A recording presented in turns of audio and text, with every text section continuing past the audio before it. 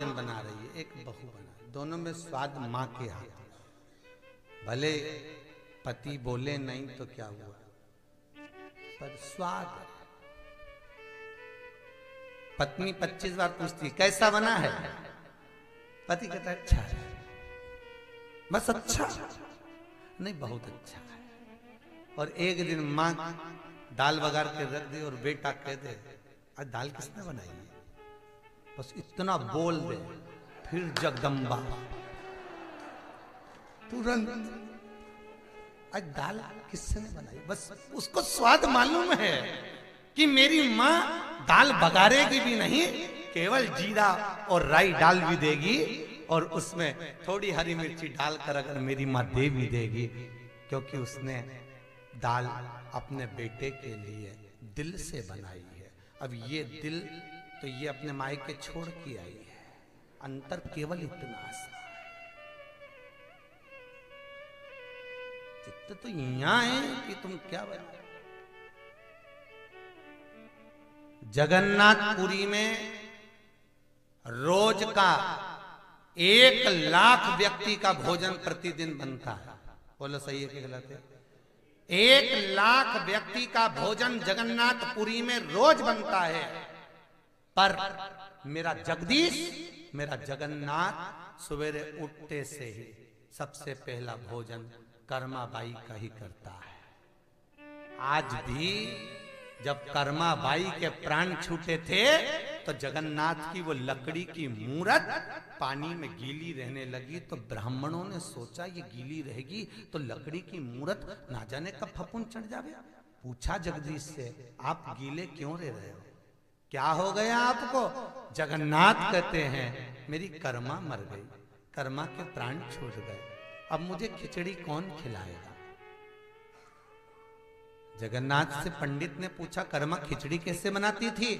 जगन्नाथ जी बोले वो तो बिना नहाए धोए बस उठती, हंडा चढ़ा देती, बना देती और मेरे को बुला के कहती आ रे जगन्नाथ खा रे जगन्नाथ। नहाती थी नहीं नहाती थी कि नहीं, मुंडा धोती थी कि नहीं, वो तो सब बना बुनू के जिमा चुटा के जाए।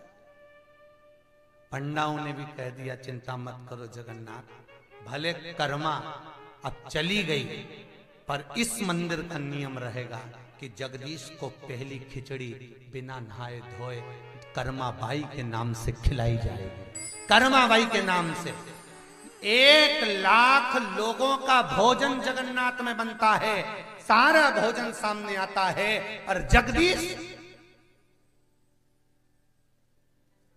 किसका खाता?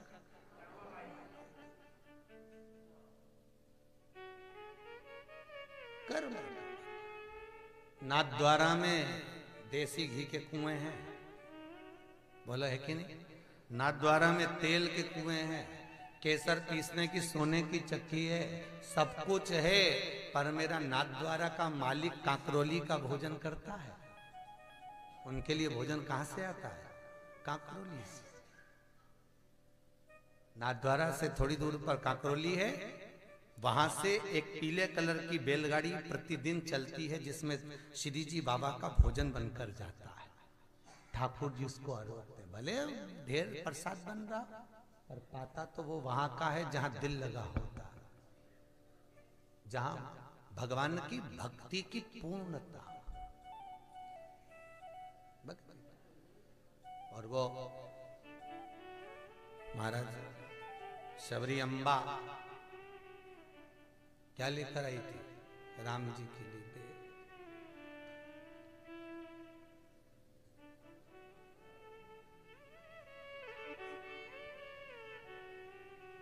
और शबरी के झूठे बेर भी खाते रहा करो,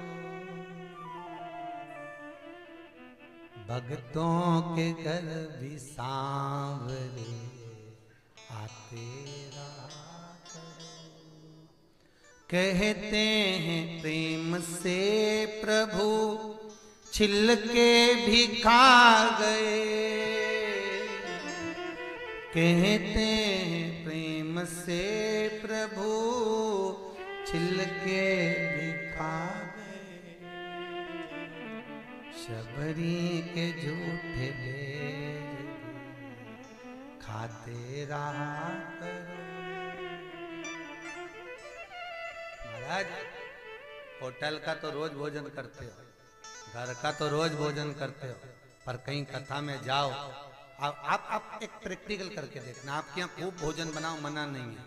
किसी के यहाँ भोजन में, शादियों में भी बहुत तरह का भोजन बनाओ, मना नहीं है। पर किसी जगह पर अन्नकूट हो रहा, किसी जगह पर भंडारा चल रहा, वहां की सब्जी और पूरी खा लो, और किसी करोड़पति के घर का भोजन खा लो, स्वाद काय में होगा? जो भंडारे की सब्जी बनी है, जो अन्नकूट की मिक्स वेज सब्जी बनी है, उसमें सब डाल दिया उन्होंने, और न नमक था न मिर्ची थी, बस ऐसे ही उबाल के बना के धर दिया, अन्नकूट की सब्जी। और एक घर में उसको पहले तल रहे, बना रहे, बगार रहे, तो भी वह मिक्स वेज वैसी नहीं बनी जो अन्नकूट में थी। खूब प्रयास करा जीजियों, खूब, और तो भी नहीं बनी। और वो ठाकुर, क्योंकि वो भगवान उसको स्वीकार कर रहा है, क्योंकि वो जो बनाई गई है वो भगवान के लिए बनाई, संसार के लिए नहीं। शबरी राम जी को बेर दी और राम जी ने वो बेर खाया, तो क्या भगवान ने कभी बेर नहीं खाया था?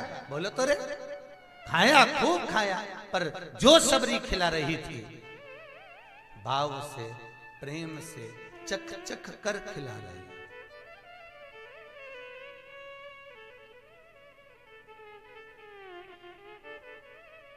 और उसके प्रेम में वो प्रीति थी, इसलिए भगवान मिला। नित्य प्रति बाट निहारना, बाट जोना।